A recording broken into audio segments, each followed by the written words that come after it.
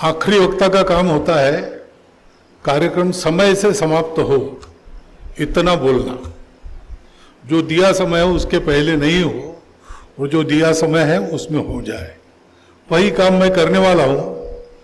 क्योंकि बहुत सारी बातें आ गई है। मंदिर श्री राम जी की इच्छा से बना, उनकी इच्छा के बिना हो ही नहीं सकता।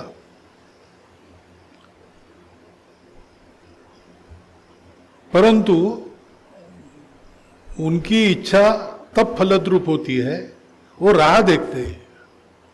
जब तक सबकी लकड़ी नहीं लगती गोवर्धन नहीं उठता। उठता तो भगवान की करांगुली पर ही है, परंतु उनकी करांगुली तब तक काम नहीं करती जब तक बाकी लोग लकड़ी नहीं लगाते। मंदिर भी ऐसे ही बना। सनातन धर्म का उत्थान होने के लिए भारतवर्ष का उत्थान अवश्यम भावी है।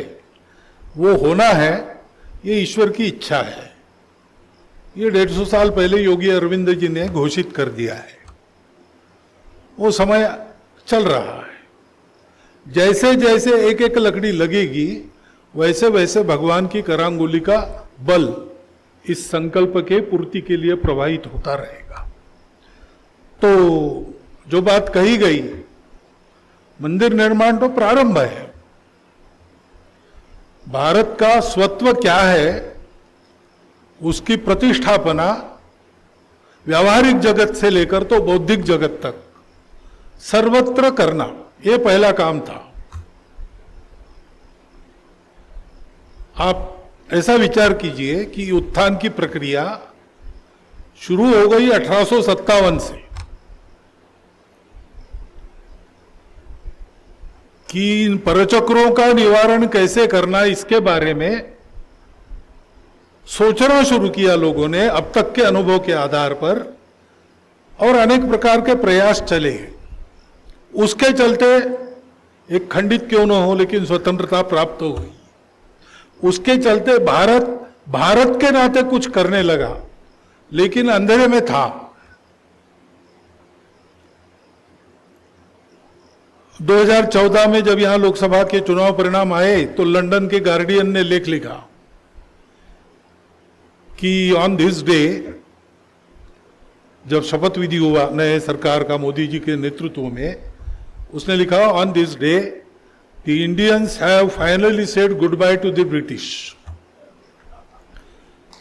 अब टेक्निकली हमने गुड बाय तो 15 अगस्त 1947 को ही कर दिया था, परंतु अभी भी हम निश्चित नहीं थे। भारत का उत्थान होना है, लेकिन भारत क्या है, कौन सा उत्थान होना है? भारत इंडिया है क्या? इस पशोपेश में सारा समय जा रहा था।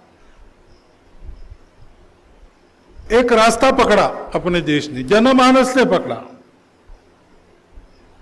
जनमानस ने अपनी अभिव्यक्ति की और उसके बल पर राम मंदिर बना। तो हम सबकी लकड़ी लगी इसलिए बना। इतना बड़ा आंदोलन नहीं होता तो मंदिर बनता क्या?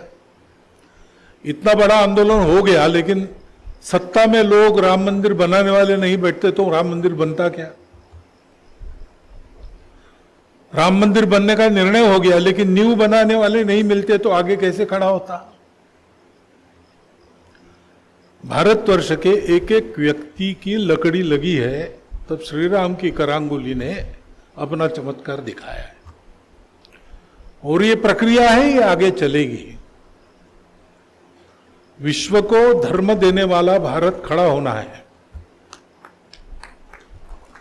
होना ही है। फाइनल निर्णय यही होने वाला है।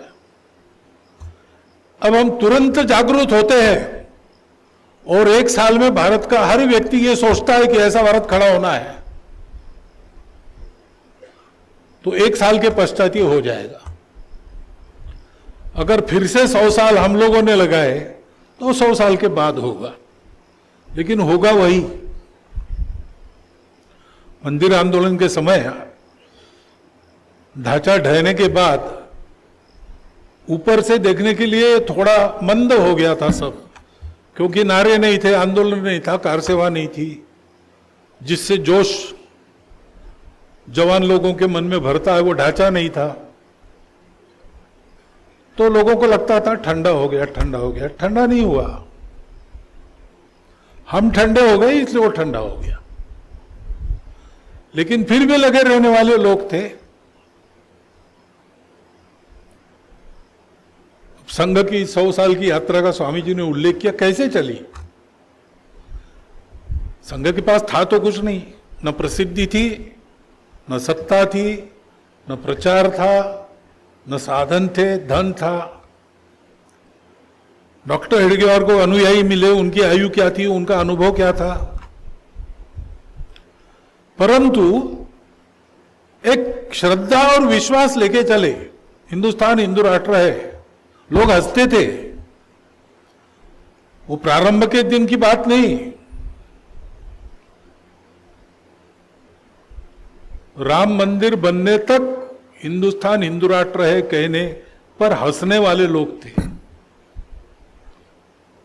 आज हंसने वाले लोग ही कह रहे हैं कि हिंदुस्तान हिंदुओं का देश है।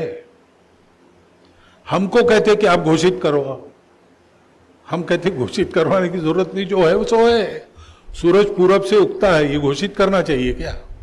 वो पूरब से ही उगता है, वो जहां से उगता है उसको हम पूरब कहते हैं।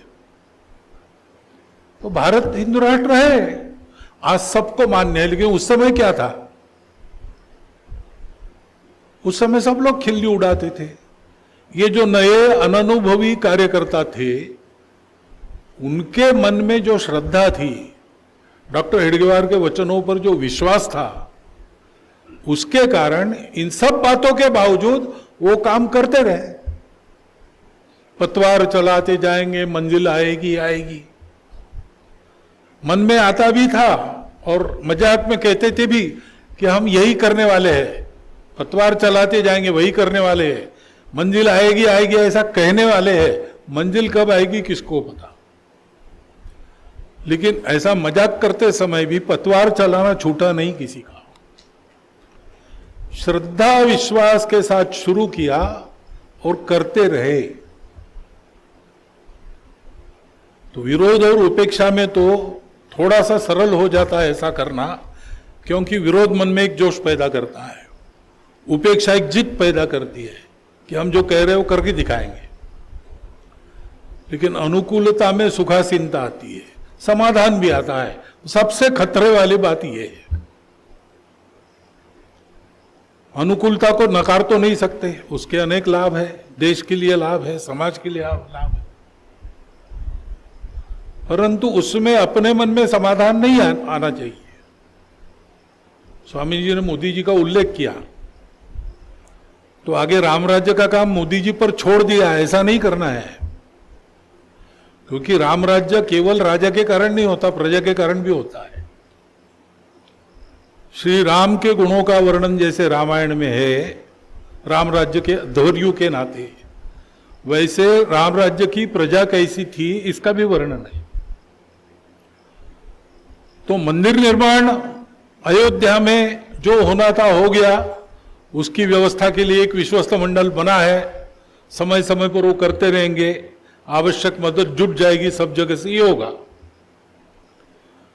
परंतु जो प्रत्येक मन की अयोध्या बनाकर राष्ट्र का मंदिर खड़ा करना है, वो काम तो हम सबको अपने अपने जगह पर करना पड़ेगा। और किसी भी परिस्थिति में श्रद्धा विश्वास पूर्वक होगा, ये मानकर सतत प्रयास करने पड़ेंगे।